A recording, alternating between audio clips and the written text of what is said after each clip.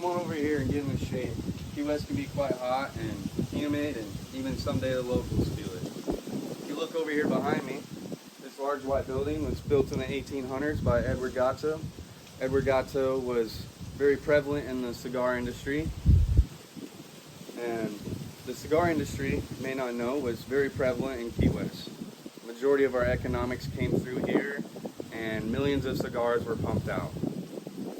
Until the United States wanted a little bit of a hand in it. They wanted some money, and they decided to ban all Cuban cigars in the United States.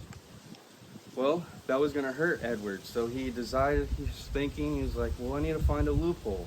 And he had a great idea. He went down to Cuba, and he went to the tobacco farms and brought people over to come work in his industries.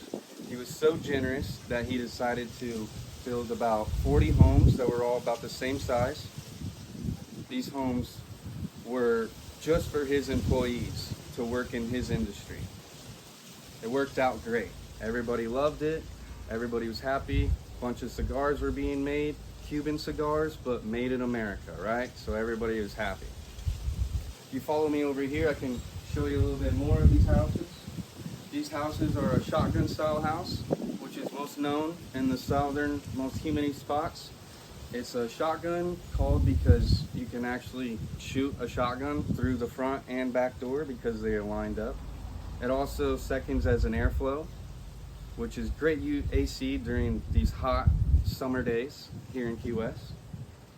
Another thing you might notice is a blue ceiling. Majority of these houses here in Old Town painted their porch ceiling hint blue. This hint blue was supposed to keep evil from coming into your front door, which I would paint my front porch blue for sure. I don't want any evil coming through. Another thing you might notice about these porches, it's not really dirty. That this hint blue also doubles up as a protection from birds and wasps making nests up on your porch. As you can see, it's fairly clean, and I'm not coming in here cleaning it every morning before our tour. No, I'm not. Nor is the city or anybody else. It's just naturally like this. Another thing interesting about these houses is that they all have cisterns underneath them.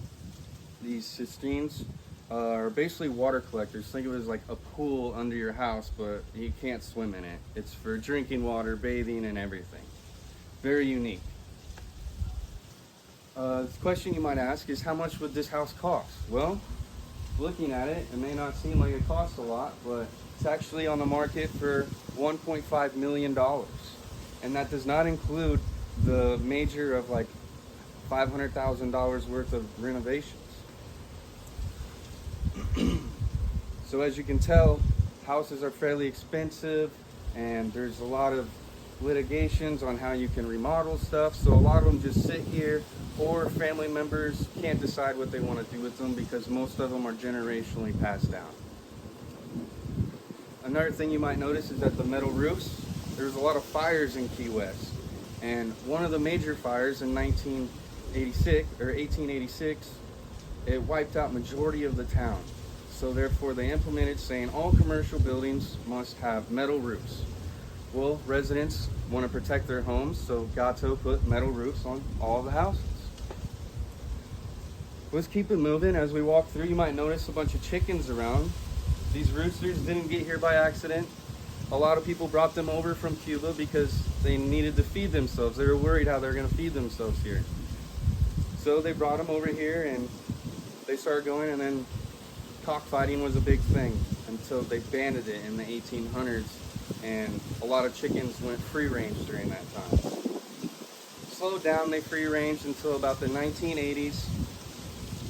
Cockfighting still came back into a rise by some knuckleheads, and the mayor said no, said absolutely not. If you even have a cage in your yard, you are going to get cited.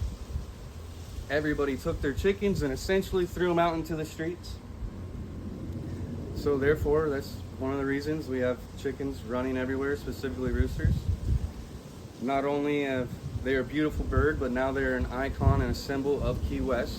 Most tourists love it.